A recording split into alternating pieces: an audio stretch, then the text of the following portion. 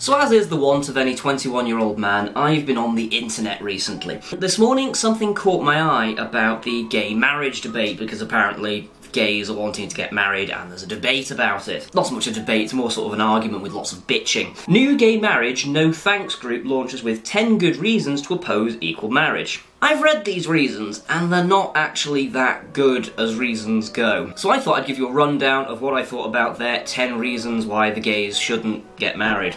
Intact biological families provide the gold standard for the well-being of children. As of July 2012, there are currently 50,573 children on the Child Protection Register. Hell of a gold standard. Children have a human right to be nurtured by both their biological parents. The bill, when it comes to talking about gay marriage, isn't talking about taking children away from their biological parents, so I don't really see why this is a point. It's not really going to change the fact that, you know, some gay couples are going to adopt children, whether they get married or not. They're still probably going to do that if they decide to make a committed relationship with one another. That said, children also have a right not to be abused by their biological parents. You can click the screen now and it will take you to a Parkinson interview with Joanna Lumley in the 70s, and she beautifully pictures the difference between having a mum and a dad and having parents. And she makes two very clear distinctions between the biological aspect and the emotional aspect. It's well worth watching. Gay parenting, by definition, denies the child from having one or both biological parents. Again, same issue with the argument as previously. We're not talking about taking children away from their biological parents. If one or both of the biological parents has died, okay, that's unfortunate, but that happens in heterosexual marriages as much as it does homosexual ones. I think what he's trying to get at here is the idea of surrogacy. But also, this argument hinges around the idea that being a biological parent, by its very nature, makes you a better parent. It's just not the case. Popular support for the bill is based on the unfounded theory that people are born gay. Look, all I'll say about this one is that you were born straight. I mean, okay, you've got an automatic case for the fact that being straight leads to children. But then again, if you're not gay, you don't have much of a ground for saying whether you are born gay or not. I can only talk from my own personal experiences. And I found that whilst I was going through puberty, I got turned on by men instead of women. And there's a very easy way to tell you that I didn't choose to like men. One day I would like a family. And being gay makes that a lot harder, particularly with people like this. All school children will be taught that as adults they can have marriage relationships with either men or women. They can. Get over it. Adolescents commonly experience temporary same-sex attraction.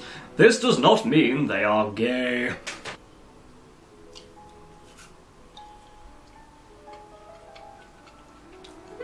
It's true that adolescents can sometimes be a bit unsure about their sexuality. I know I was. For a time, I thought I was straight. The thing with sexuality is you can be uncertain about it for a good long while, but eventually you come to a conclusion about whether you're straight, gay, bisexual, asexual, or all the other spectrum in between. Gender identity and gender conformity and sexuality, as it is very fluidic. This idea scares a lot of people. When you have these middle grounds, it makes people like this more uncomfortable. Generally, when you're first dabbling with sexuality, you need to find out what you like and what you don't, and you will eventually get there. And if you end up straight, fantastic. If you end up gay, fine. It's almost as if this guy thinks there might be something wrong with being gay. There is no evidence that same-sex marriage strengthens marriage. In Spain, marriage rates fell precipitously. Let's have a look at those numbers, shall we? Spain first introduced gay marriage in 2005, and it is true that ever since then, marriages overall have been going down. Likewise, in other countries such as the Netherlands, Norway, Sweden, Iceland and Portugal, the general trend has been in a decline of marriages overall once gay marriage is introduced. Now, if we look at all of this information, then it's pretty simple to say that there is actually a correlation between gay marriage and marriage overall falling. However, a correlation cannot be linked to causation. They're two very different things. Likewise, the information we have here gives only a general trend in terms of numbers. Put simply, we can't use this data to form a conclusion on whether gays are affecting heterosexual marriage or not, because there's too narrow a range of data. We need more information to go off of before we can more accurately decipher a conclusion behind this. Behind this bill is a militant move to deny gender difference. Like I was saying before, this is a classic case of someone who can't see the shades of grey between the black and white of things.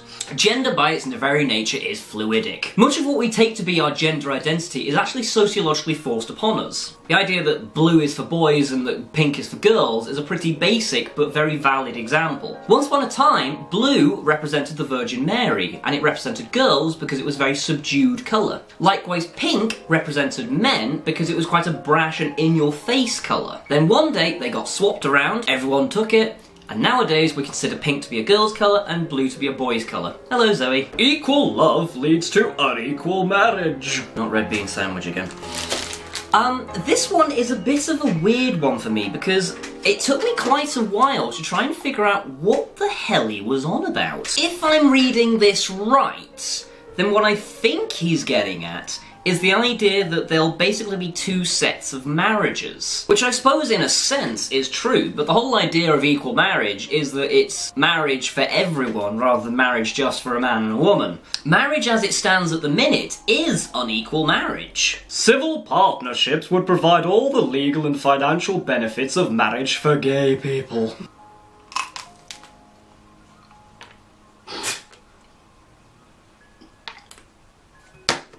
Now, this one's a bit of a difficult one to argue against because on a legal level, he's basically correct. Civil partnerships and gay marriage and straight marriage would all basically be the same thing. Civil partnerships already give you all the legal rights and regulations that you require for, like, getting divorced, having children, inheritance, all the rest of it that comes with marriage.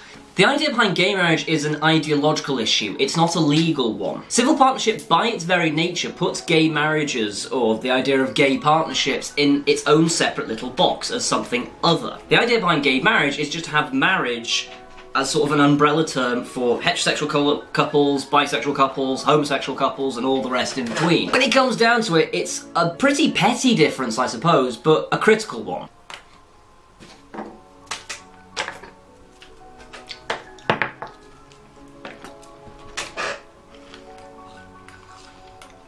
So in conclusion, most of these reasons are pretty bad if you give them like more than 2 seconds worth of thought. What do you think about the whole gay marriage debate?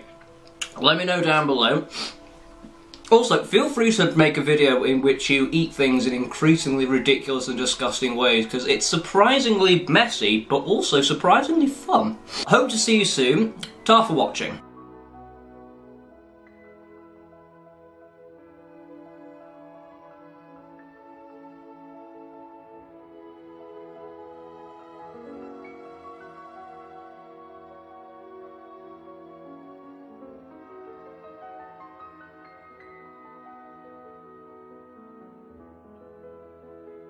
Let's have a look at those numbers, shall we?